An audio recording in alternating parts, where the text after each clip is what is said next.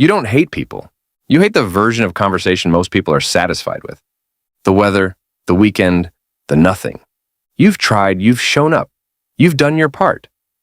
But somewhere in the middle of a conversation that was going absolutely nowhere, something in you just stopped. You know that feeling. You're standing in a group. Someone is talking. Words are coming out. And you are present physically, but somewhere else entirely. Not because you're arrogant. Not because you think you're better than anyone in the room, but because nothing being said is landing anywhere real. It's surface. It's filler. It's the verbal equivalent of background noise. And you don't know how to fake interest in it anymore. You used to be able to. You're not sure when that stopped working.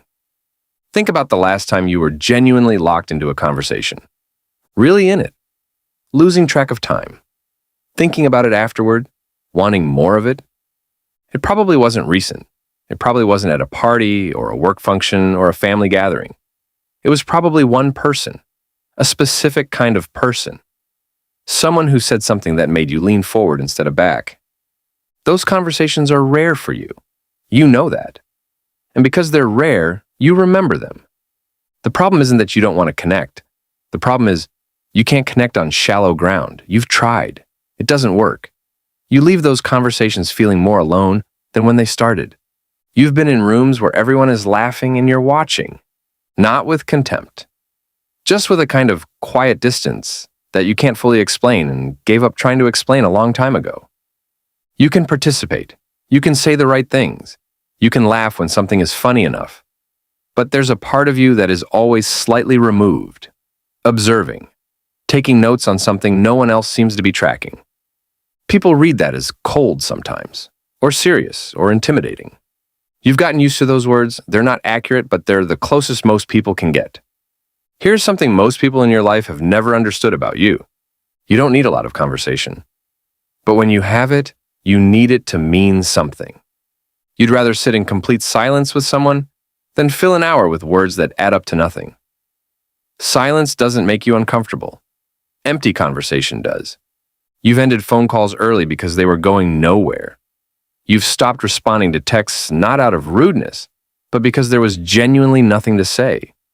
You've left parties before anyone noticed, because you'd already given everything you had, and there was nothing left worth staying for. And you didn't feel bad about any of it. You felt relieved. There's a specific kind of exhaustion that comes from small talk. It's not physical. It's something closer to a drain. Like you spent an hour doing something that cost real energy and returned nothing. Most people don't experience conversation that way. Most people can move through a social event and come out feeling energized or neutral. You come out needing to decompress, needing quiet, needing to sit with yourself for a while before you feel like yourself again. You've probably been told you're introverted. That's part of it, but it's not the whole thing. Plenty of introverts can handle small talk. They just need to recover afterward. What you have is different. It's not the social contact that drains you. It's the shallowness of it. It's performing interest you don't feel. It's watching a conversation stay on the surface when everything in you wants to go somewhere real. That specific drain, that's not introversion. That's something more particular. You've also noticed that most people aren't actually saying what they mean. They're managing impressions, performing a version of themselves that's been approved for public consumption, saying what's expected, staying in the lane that keeps things comfortable. You picked up on that early. You watch it happen in real time. Someone asks a question they don't actually want the answer to. Someone laughs at something they didn't find funny. Someone agrees with a statement they privately disagree with because disagreeing would cost them something social. You see all of it. You've always seen it. And you reached a point, probably years ago, where performing your own version of that started feeling like a quiet form of dishonesty. So you stopped, which made you harder to read, which made some people uncomfortable, which meant fewer invitations, which, honestly, suited you fine. You've probably had someone tell you that you think too much. You filed that away as information about them, not about you. Here's what's actually happening beneath all of this. Your brain is not wired for the transactional version of human connection. Most social interaction, the small talk, the pleasantries, the weather, and the weekend, exists for a specific function. It's bonding through low stakes. It's how most people manage group belonging. It signals that you're safe, that you're in, that you're not a threat. It works. For most people, it works fine. But some men are wired differently. Their threshold for what registers as meaningful is set higher. Not by choice, not by arrogance, by architecture. When your mind is constantly processing at a certain depth, pattern recognition, consequence thinking, reading subtext, connecting things most people aren't connecting, surface conversation doesn't just feel boring. It feels like static. Noise your system can't do anything useful with. You're not checking out because you're disengaged. You're checking out because your mind is looking for signal and not finding any. Men who think this way have a particular relationship with silence. They don't fill it. They don't feel obligated to. Silence to them is not awkward. Silence is just the absence of noise, which is often preferable to noise that means nothing. This makes other people uncomfortable. Most people treat silence as a problem to solve. They rush to fill it. They interpret it as tension or disapproval or emotional distance. You're not doing any of that.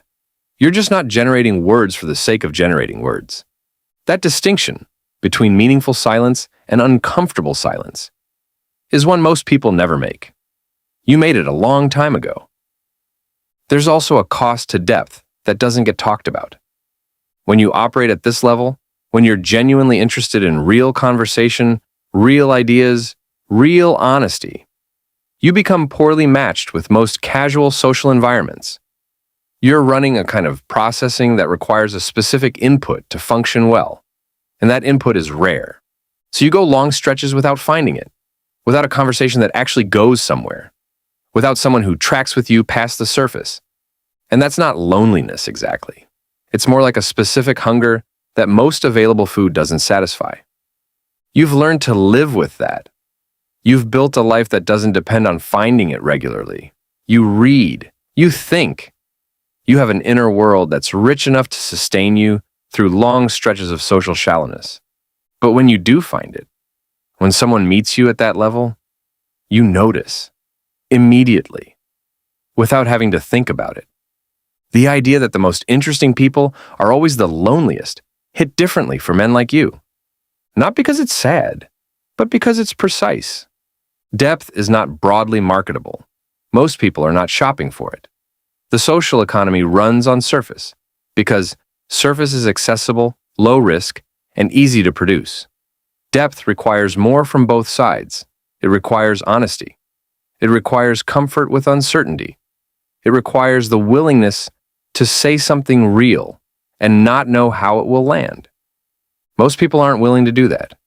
So most people stay shallow, and men like you end up standing in rooms full of people, looking like they're somewhere else, because part of them is. Here's what this actually is when you name it correctly. It's not antisocial. It's not arrogant. It's not a communication problem or a social skill deficit. It's a high signal threshold. Your system requires more to engage, more honesty, more substance, more actual contact between two minds.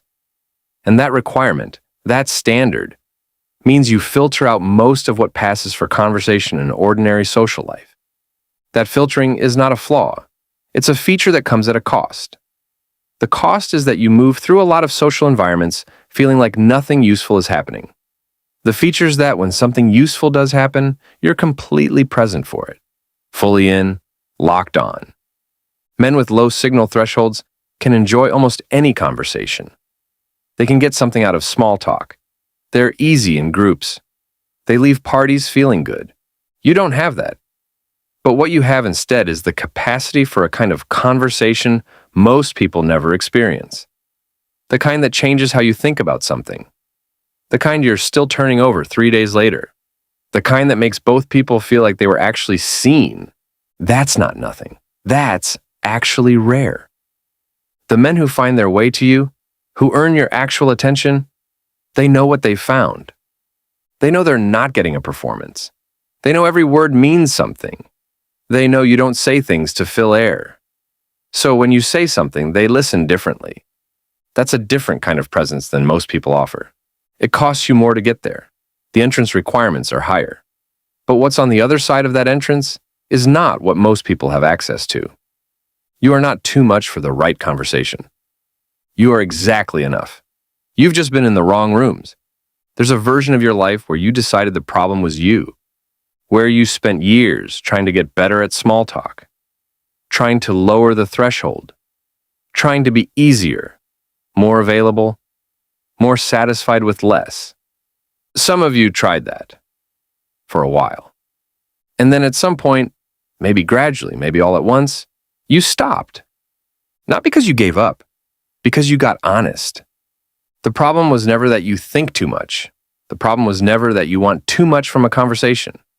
The problem was never your depth. The problem was trying to be a different kind of man than you actually are. You're not built for the surface, you never were. And the sooner you stop apologizing for that, the sooner you find the conversations and the people that were built for the same depth you were. They exist. They're just not loud about it. Neither are you.